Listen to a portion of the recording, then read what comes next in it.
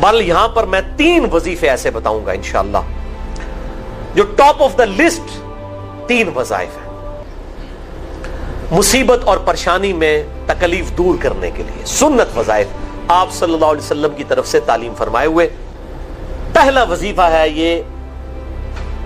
لا الہ الا انت سبحانک انی کنت من الظالمین کا۔ لا الہ الا انت سبحانک، نہیں ہے کوئی معبود سوائے تیرے اور تو پاک ہے اللہ، تو غلطی کر ہی نہیں سکتا۔ انی کنت من الظالمین، بے شک میں ہی خطا کار ہوں، میں ہی ظلم کرنے والا ہوں، میں ہی غلطی کرنے والا ہوں۔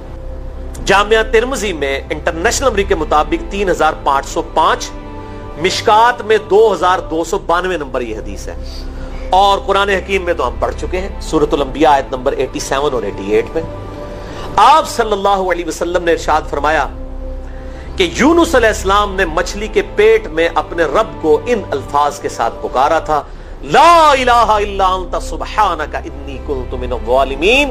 اور پھر آپ صلی اللہ علیہ وسلم نے فرمایا کہ جو کوئی شخص اپنے کسی بھی معاملے میں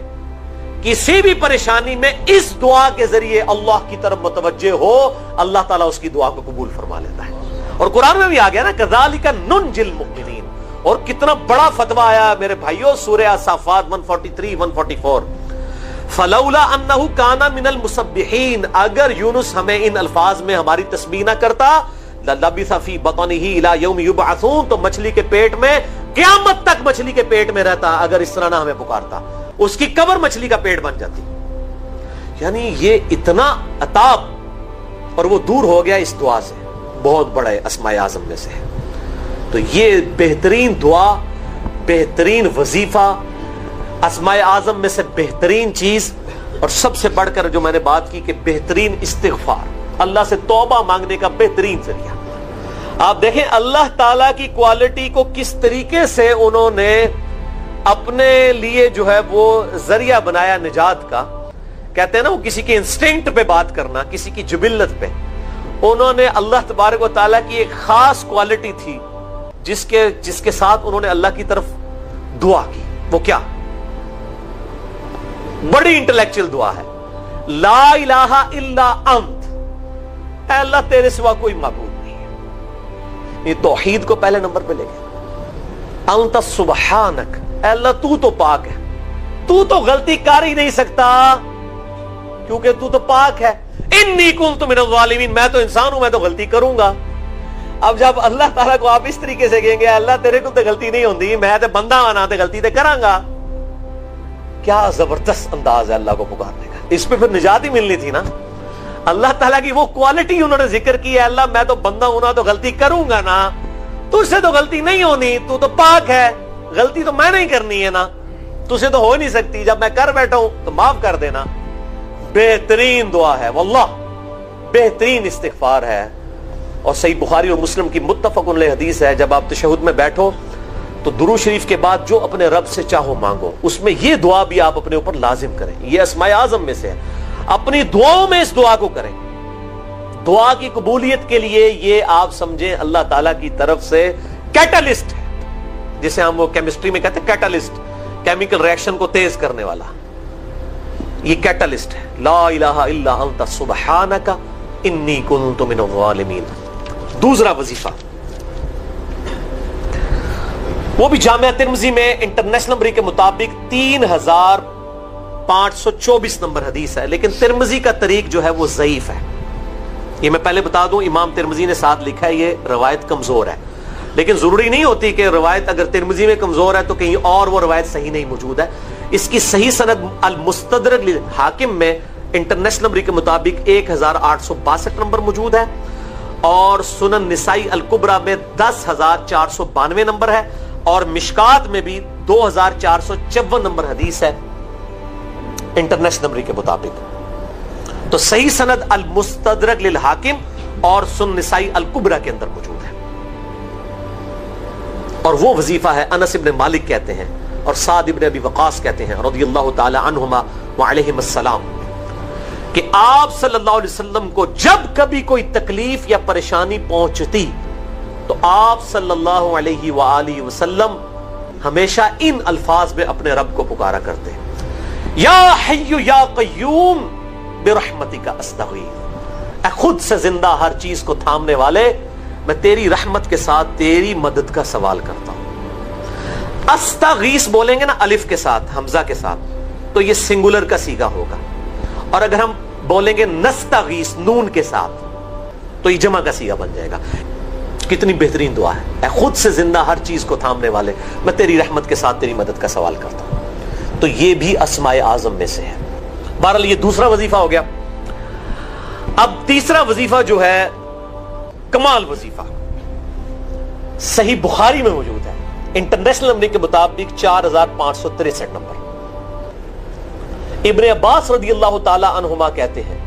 وعلیہم السلام، وہ کہتے ہیں کہ سیدنا ابراہیم علیہ السلام کو جب آگ میں پھینک رہے تھے نا، تو ابراہیم علیہ السلام نے اس وقت کہا تھا حسبنا اللہ و نعم الوکیل، ہم نے اللہ ہی پر بھروسہ کیا اور وہی بہتر کارساز ہے۔ اور تمہارے نبی صلی اللہ علیہ وسلم کو بھی جب مصیبت اور پریشانی آتی تھی وہ بھی پڑھا کرتے تھے حسبنا اللہ و نعم الوکیل، ہم نے اللہ ہی پر بھروسہ کیا اور وہی بہتر کارساز ہے۔ اس کے اندر وہ شعر جو بنا دیا نا، نعم المولا و نعم النصیر، ویسے الگ سے آیت ہے، الگ سے آیت ہے، لیکن یہ شعر نہیں بنانا، بس اتنا ہی وظیفہ ہے، حسبنا اللہ و نعم الوکیل۔ اور یہ جو انہوں نے کہا کہ نبی صلی اللہ علیہ وسلم بھی یہ کہتے تھے، اس کا ذکر الحمدللہ قرآن میں بھی موجود ہے، اس سے بھی بڑھ کر سورہ آل عمران کی 173 نمبر آیت میں ہے کہ جب نبی صلی اللہ علیہ وسلم اور اہل ایمان کو یہ خبر پہنچی کہ کافر ان کے خلاف سازشیں کر رہے ہیں، تو نبی اور اہل ایمان نے پکارا حسبنا اللہ و نعم الوکیل۔ تو حسبنا اللہ و نعم الوکیل قرآن کی آیت بھی ہے، اور یہ ہے وہ آیت، وظیفہ قرآن میں آیا ہوا ہے، یہ آل عمران 173 اور صحیح بخاری 4563۔ اور مجھے بڑا وجد آیا کہ ابراہیم علیہ السلام کو جب آگ میں پھینکنے لگے تھے، انہوں نے اس وقت اللہ کو ان الفاظ کے ساتھ پکارا حسبنا اللہ و نعم الوکیل۔ اچھا، یہ جتنے بھی وظیفے ہیں نا میرے بھائیوں، ان کا فائدہ اسی وقت ہے جب آپ کو ترجمہ بھی ان کا آتا ہوگا، ورنہ آپ روزانہ جتنی مرضی تسبیح کھینچتے رہے کوئی فرق نہیں پڑے۔ اس لیے میرا ایک پرسنل مشورہ ہے کہ جب بھی یہ وظیفے پڑھے نا آپ، اردو ترجمہ بے شک آتا بھی ہونا، ایک دفعہ اپنی زبان میں اس کو ریپیٹ کریں، یعنی آپ پڑھیں حسبنا اللہ و نعم الوکیل، میں نے اللہ ہی پر بھروسہ کیا اور وہی بہتر کارساز ہے۔ آپ دیکھیں یہ صوت القرآن چینل میں جب وہ عربی چل رہی ہوتی ہے، جیسے ہی وہ مراج الدین خان کا ترجمہ شروع ہوتا ہے نا، کیسے کب کبھی تاری ہو جاتی ہے، کیونکہ وہ ہماری زبان میں بات ہو رہی ہوتی ہے نا، عربی ایوی تو نہیں قیام اللیل میں رو رہے ہوتے، ان کی زبان میں بات ہو رہی ہوتی ہے، اپنی زبان کا اثر ہوتا ہے۔ اسی طریقے سے آپ لا الہ الا انت سبحانک انی کنت من الظالمین، یا حسبنا اللہ و نعم الوکیل، یا حی یا قیوم برحمتک استغیث، جو بھی وظیفے پڑھیں نا،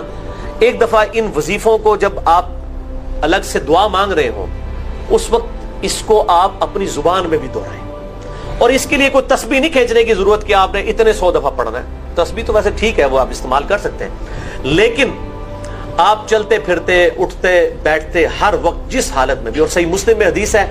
کہ یہ جو وظائف ہیں ان کے لیے تو کوئی وضو بھی کیا، غسل بھی پروٹوکول نہیں ہے۔ ام عائشہ کہتی ہیں نبی صلی اللہ علیہ وسلم حالت جنابت میں بھی اللہ کو یاد کر لیا کرتے تھے، صحیح مسلم میں حدیث موجود ہے، جنابت والے چیپٹر میں ہر حال میں اللہ کو یاد کرتے تھے۔ اور جو قرآن میں بھی دعائیں یا اذکار آئی ہیں نا، جب آپ حالت جنابت میں بھی اس کو کریں گے نا، تو اس پہ قرآن کا حکم نہیں لگے گا۔ تو جامعہ ترمذی اور ابو داؤد میں جو حدیث ہے کہ حضرت علی کہتے ہیں نبی صلی اللہ علیہ وسلم کو حالت جنابت کے علاوہ کوئی اور حالت قرآن پڑھنے سے مانے نہیں ہوتی تھی، تو اس سے مراد قرآن کی تلاوت ہے۔ اگر قرآن کی دعائیں جیسے ہیں بسم اللہ الرحمن الرحیم، یہ بھی تو قرآن ہے، سبحان اللہ بھی تو قرآن ہے، الحمدللہ بھی تو، یہ اذکار جو ہے نا، جب آپ اذکار کی نیت سے پڑھ رہے ہوں گے پھر یہ قرآن نہیں شمار ہوں گے، ذکر شمار ہوں گے، اور اس کے لیے نہ وضو پروٹوکول ہے